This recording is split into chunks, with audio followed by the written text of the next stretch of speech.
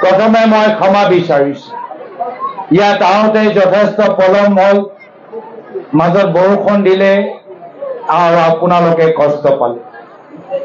কিন্তু ইয়াত আহি এতিয়া আপোনালোকক অনুৰোধ জনাবলৈ বিচাৰিছোঁ, আমাৰ প্ৰাৰ্থীগৰাকী আবু বকাৰ আলী ডাঙৰীয়া ইতিমধ্যে কৈছে যে এইখন নিৰ্বাচনত তেওঁ যথেষ্ট কষ্ট কৰিছে, কিন্তু তেওঁ অকলে কষ্ট কৰিলে নহ'ব।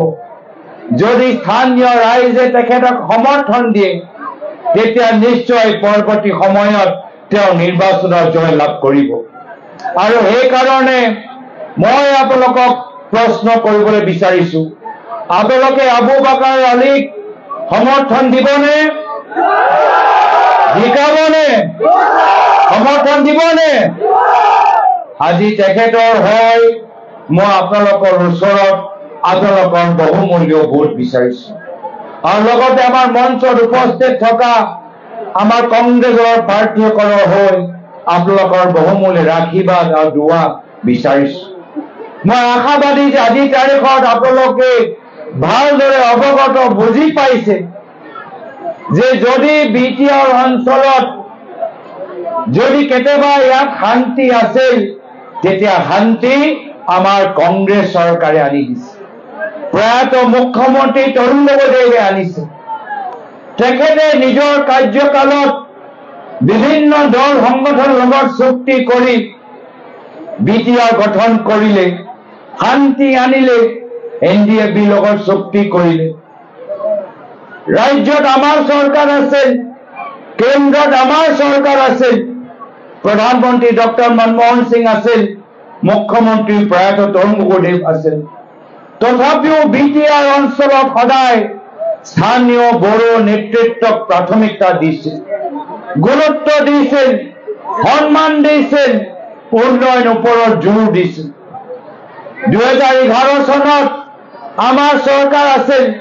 সেই সময়ত কংগ্ৰেছৰ ভিতৰত বহুত কেইটা বিধায়ক আছিলে। আমি অকলে চৰকাৰ বনাইছিলো। কিন্তু প্ৰয়াত তৰুণ গগৈদেৱে কৈছিল যে বড়ো আঞ্চলিক নেতৃত্বক আমি নিজৰ চৰকাৰৰ ভিতৰত স্থান দিবই লাগিব।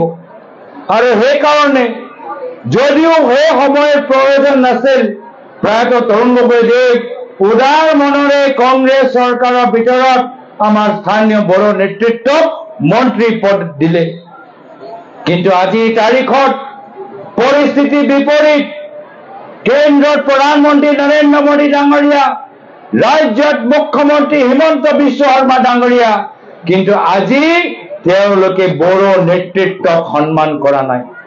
তেওঁলোকে বড়ো নেতৃত্বক অপমানিত কৰিবলৈ বিচাৰিছে। কেতিয়াবা UPPL দলক ব্যৱহাৰ কৰে আৰু যেতিয়া কাম শেষ হৈ যায় UPPL দলক আঁতৰাই ৰাখে। কেতিয়াবা BPF দলক গালি পাৰে আৰু যেতিয়া প্ৰয়োজন হয় BPF দলক নিজৰ সন্মুখত সাৰেণ্ডাৰ কৰায়।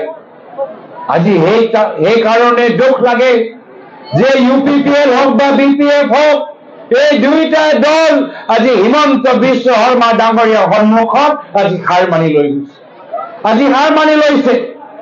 সেইকাৰণে আপোনালোকক অনুৰোধ জনাবলৈ আহিছো, আহা নিৰ্বাচন যথেষ্ট গুৰুত্বপূৰ্ণ। এটাও ভোট আপোনালোকৰ ব্যৰ্থ হ'ব নালাগে। যদি আপোনালোকে হিমন্ত বিশ্ব শৰ্মা ডাঙৰীয়া বিকল্প বিচাৰে, তেতিয়া আগন্তুক দিনত 22 তাৰিখে হাতৰ চিলপত ভোট দি কংগ্ৰেছ দলটো জয়যুক্ত হ'ব। ইতিমধ্যে সমগ্ৰ অসমবাসী ৰাইজে গম পাই গৈছে যে আজিৰ পৰা 7 মাহ পিছত অসমত বিধানসভা নিৰ্বাচন হ'ব। আৰু মানুহে গম পাই গৈছে যে অহংকাৰী অত্যাচাৰী হিমন্ত বিশ্ব শৰ্মা ডাঙৰীয়া আসন নালাগে, আমাক আমাৰ মাজত শান্তি সম্প্ৰীতি আনা কংগ্ৰেছৰ নেতৃত্বৰ চৰকাৰ লাগে। আজি দুখ লাগে যে আজি হিমন্ত বিশ্ব শৰ্মা ডাঙৰীয়া কেলেংকাৰী কথা কয়, কিন্তু ৰাজ্যত তেওঁলোকৰ চৰকাৰ, তেওঁলোকৰ EM আছে আজি কাউন্সিলত, তথাপিও আজি পইচাৰ কিমান লুণ্ঠন হৈছে। শিক্ষা আৰু চিকিৎসাৰ ওপৰত যিমান জোৰ দিব লাগিছিল আজি তেওঁলোকে জোৰ দিয়া নাই। আজি ক্ষমতাৰ কাৰণে তেওঁ একদম যিকোনো পৰ্যায়লৈকে যাব পাৰে। কংগ্ৰেছে বিটিআৰ অঞ্চলত শান্তি আনিলে। প্ৰায়তঃ তৰুণগদেৱে সকলৰ ল'ৰা ছোৱালীৰ হাতত ফাৰ্ষ্ট ডিভিজন পালে, বিনামূলীয়া লেপটপ দিছিল, আত্মই গোটৰ ওপৰত জোৰ দিছিল। কিন্তু আজিৰ তাৰিখত মুখ্যমন্ত্ৰী হিমন্ত বিশ্ব শৰ্মা ডাঙৰীয়া ভায়েকৰ ককায়েকৰ মাজত কাজিয়া লগাই সংঘাত সৃষ্টি কৰি নৱ প্ৰজন্মৰ হাতত বন্দুক দিবলৈ বিচাৰে। এয়া হ'ল পাৰ্থক্য। কংগ্ৰেছে ল'ৰা ছোৱালীৰ হাতত কম্পিউটাৰ লেপটপ দিবলৈ বিচাৰে আৰু হিমন্ত বিশ্ব শৰ্মা ডাঙৰীয়া যুৱকৰ হাতত এতিয়া বন্দুক দিবলৈ বিচাৰিছে।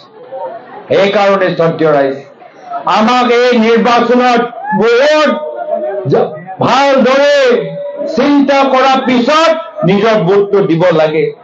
কোনো পদ্ধতিৰে আমি বিজেপি দলটোক শক্তিশালী হ'বলৈ নিদিওঁ, কিন্তু গম পাব লাগিব যে কোনকেইটা দল আজি বিজেপি আগত নিমাত হৈ আছে। আজি UPPL দলৰ নেতৃত্বৰ কথা শুনিব, BPF দলৰ নেতৃত্বৰ কথা শুনিব।